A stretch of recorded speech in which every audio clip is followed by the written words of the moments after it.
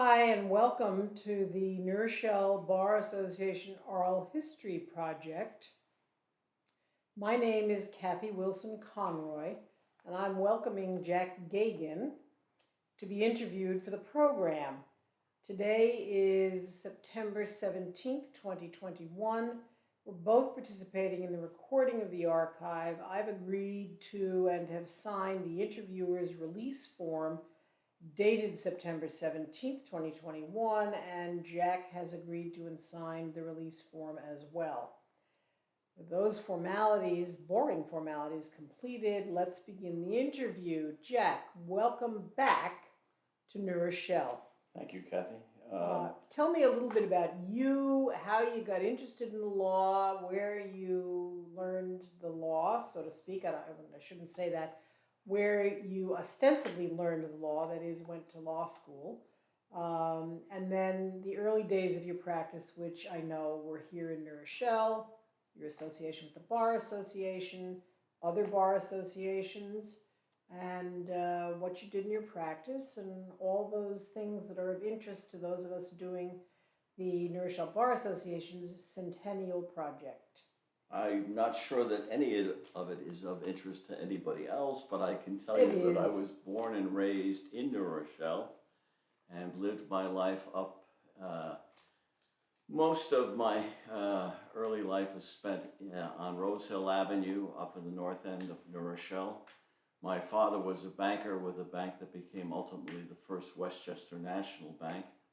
And as we were growing up, his invariable routine was to walk with us to school in the morning. We had no choice, rain, snow, sleet, or whatever the inclement weather was. We walked down from Rose Hill to Holy Family, where we were first in school, and then to Iona later. My sisters went further north up to Ursuline as they attended schools in the Catholic system our parents supported. When offered rides, my father would say, no, we're fine. We would often pass, very frequently in fact, Judge Finelli, who was walking up to Berrien Road, where his law clerk, Eddie Stork, would drive him up to White Plains for his service in the courts. I attended Iona. I went on to school at Villanova, where I was a competitive swimmer and got a degree in English. My friends were taking the bar exam, and just because it was a challenge, I did too.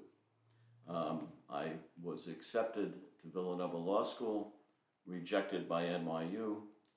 My father said, I am not about to have you attend any more school at Villanova. You've had entirely too good a time. And so I was training for the 1964 Olympic swimming trials, and my father's friend Bob Finelli said to him, I thought Jack was going to law school. He said, no, he's going into the Navy. And I said, which was my plan at that point in time. He says, well, why doesn't he go down and talk to Dean Mulligan at Fordham Law School? Which I did. Because I was sent by my father. And in the middle of August, I walked into Dean Mulligan's office. Dean Mulligan was an imposing man. I think he was probably 6'3" or 6'4" and weighed a couple of 100 pounds. And on his desk, he had the little code book, the Canadian Royal Exercises. And he said to me, tell me about these. What do you think I should be doing? I was very judicious. Did not suggest you should be doing too many sit-ups or push-ups. I went through the exercise book with him. He said to me, tell me, what were your undergraduate grades? What did you do on the law boards? I told him. He says, go down and tell Dean Hanlon you're in. This was the middle of August. Those days could never happen.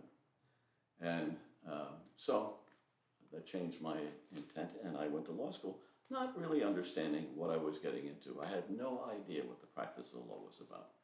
And I kept my competitive swimming up while I was in law school, and I made a trip.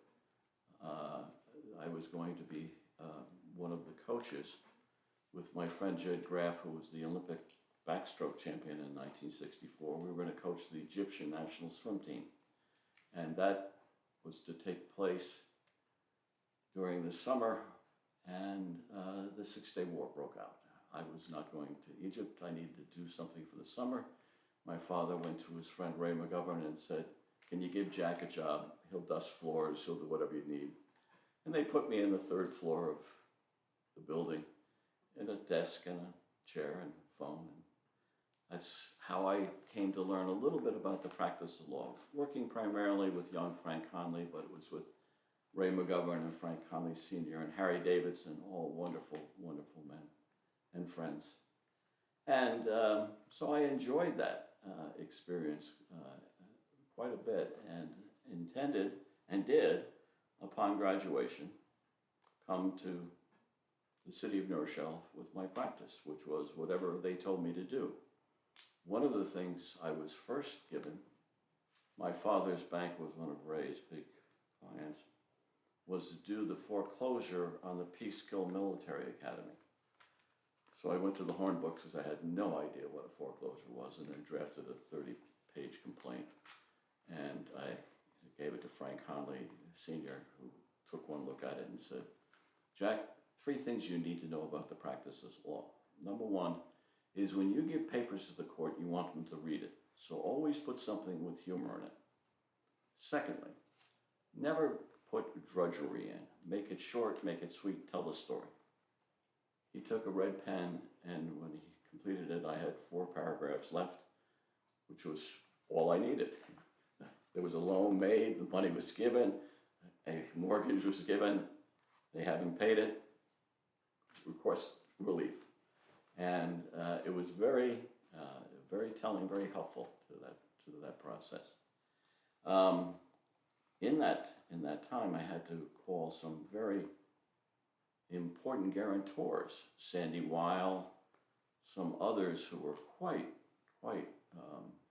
prominent, and who had been supporters of the Peekskill Military Academy and their sons' education, and they were very distressed to know about the foreclosure. But that was one of the fun things I did. The other thing Frank Conley Sr. got me into was the estate of Dora Cohn. Roy Cohn had borrowed money from the Chicago Mercantile Bank and secured it with stock with the Fifth Avenue coach line. And when the stock was delivered to the loan officer, between the time it was delivered to the loan officer and was to turn up in the vault, it disappeared. But the bank was smart enough to have gotten Dora Cohn, Roy's mother, to guarantee the loan. So when she died, they put a claim in on her estate. I went down and filed the papers.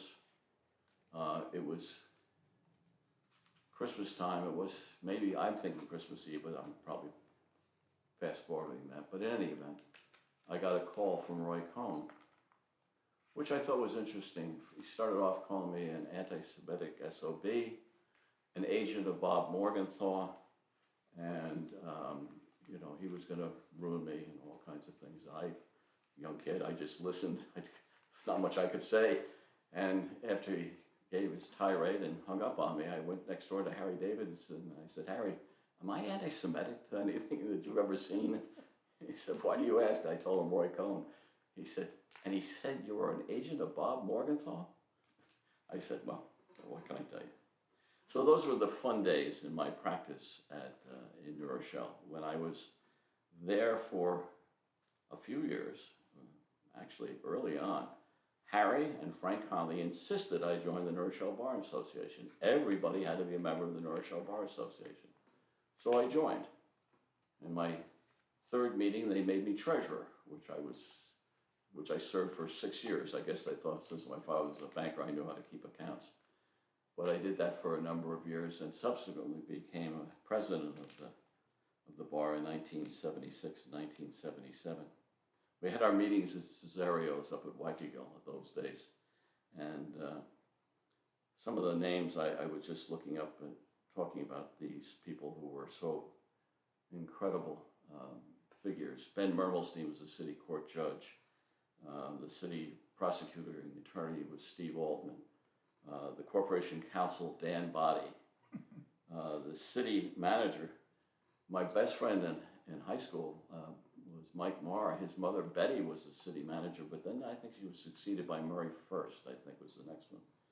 The mayor was Alvin Ruskin, became a Supreme Court judge. The firms were extraordinary. There were so many good firms in Rochelle in those days. McGovern, Conley, and Davidson, obviously, I thought as one. Campbell, Hyman, and Lang, Julie Hyman, Bert Campbell. Bert became a city court judge. Julie was a wonderful practitioner. Finelli, Bosco, and Panzel. J. Addison Young, his firm. Rubin and Rubin, Bobro, and so many wonderful experienced attorneys, and everybody was very helpful to the young lawyers. When I had been there a couple of years, I had an opportunity to go to the Supreme Court and become a court law secretary to Judge Gallagher, who had been the former administrative judge, and I served in that role until his ultimate retirement for 3 years. And then I left and went to practice with his law clerk predecessor to me, Frank McCullough, and Ben Taylor in Harrison. I kept my practice there, doing mostly zoning and banking work in those days. I still kept my association with the Bar Association, and I was president, as I said, in 76 and 77, which was after I had left the practice in New Rochelle, but I still kept my membership with the New Rochelle Bar. I was looking over how many of the New Rochelle Bar presidents, to my knowledge, became president of the county bar. J. Addison Young, Walter Giotto, Frank H. Conley Sr., Ad Young II, Art Penzel, myself, all sort of kept. We were bar junkies. The Bar Association was key. In fact, the person who really encouraged me was Judge Loretta Preska, I think, and she said, "You got to be in the bar because that's where you meet the people you're going to be practicing with, and when you pick up the phone, they're going to know who you are. You're not going to be a stranger. It's not going to be a person calling from New York City who's going to try and take advantage of you. You'll never see them again. You'll always see these other people." So it was a wonderful experience to have been in the Bar Association. I kept it up. I joined the Mamaroneck Harrison Larchmont Bar after I left New Rochelle Bar, and then ultimately I went to County Bar and served my term as president there. It all sounds wonderful, Jack. I could sit here because, of course, fortunately or unfortunately, I knew a lot of the names. I knew the people who bore a lot of the names that you mentioned. And yes, I have to say, I would note that except, I think, for the name of Loretta Preska, the names you mentioned are all male. And that, to me, is probably one of the largest changes in what's happened in the practice of law, not certainly for ill, is having women in significant numbers. You know, in my old office in White Plains, they had, and I don't know if it's still there because the office has effectively closed down, a large framed, I don't know what you'd call it even, but a composition of pictures, small individual portraits, and it is probably 3 feet at max by 2 feet, which contains a photograph of all the members in whatever year that was, probably back in the 1940s. I've seen the picture. Of the Westchester County Bar Members. Association. It is Right. incredible to me. Right. There are at most 2 women on that piece of history. They would be. No, don't test me. No, I know the names. Gloria Marcuson probably would have been one of them. But, I know the names if I heard them. Yeah, But when I think about the fact that even when I graduated from law school, which was Fordham in 1980, and we had 40% of the class was women, and joined the Westchester County Bar Association very shortly thereafter, I know that there were 7,000 lawyers registered were members of the Bar Association. I shouldn't say registered. But maybe it was registered to practice law who came from Westchester County. She certainly could not have had anything hanging on the wall with a picture of all of the people, at least not anything reasonable. So anyway, I love all those stories, and I know you became the president of each bar association, it seems to me, that you were active in, which is, I think, a testimony to the fact that you were a good member of the bar, that you cooperated, that you did a lot of things that were good for that bar, and that you were helpful to other lawyers. So, that's wonderful. I'd like to think that, Kathy, but I think it's more likely that I missed the meeting where they voted on the next officers class. I don't think so. I don't think so. That may be how you became treasurer, but I don't think so. What are you doing now, Jack? Now I'm I made the decision. I had my practice in Rye for about 7 or 8 years in the city of Rye. I left the firm I was with, which was at that time Taylor, McCullough, Goldberg, and Geoghegan, and I went with a fellow director of then Barclays Bank, Art Gellert, and ran the Westchester office for Gellert and Cutler, now Gellert and Klein.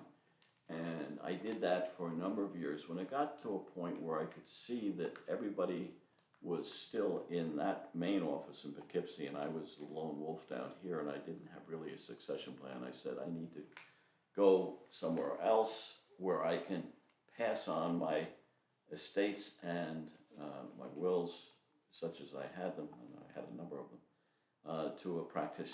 And I joined at Bertine Huffnagel, where Kathy and I practiced in adjoining offices. And it's a wonderful thing to be of counsel. You can go in. Isn't it wonderful? I go in when I want. You hear out of one ear that the Xerox machine isn't working, and you say, "Oh, gee, that's too bad." I don't have to worry about that. I don't have to worry about the payroll and all those things that are running a law office that we all wish we didn't have. The amazing thing that Kathy mentions about what's happened in the practice forum, I think, is two things. The number of women absolutely is a fact. That's in college as well in law school. Yes. The Yes. vast preponderance of law graduates are female. Undergraduate as Well over 50%. well over 50%. But the other thing is the debt that they come out with. Oh, And the debt is staggering. overwhelming. They're taking on $100,000 of debt to get through law school and finish up on their college. And how could you view that when you came out as a young lawyer? I remember I was at the YMCA one day with a lawyer. I don't remember who it was at the time. He says, "Are they paying you over there at McGovern's office?" I said, "Yeah, I'm making $100 a week." He said, "Really?"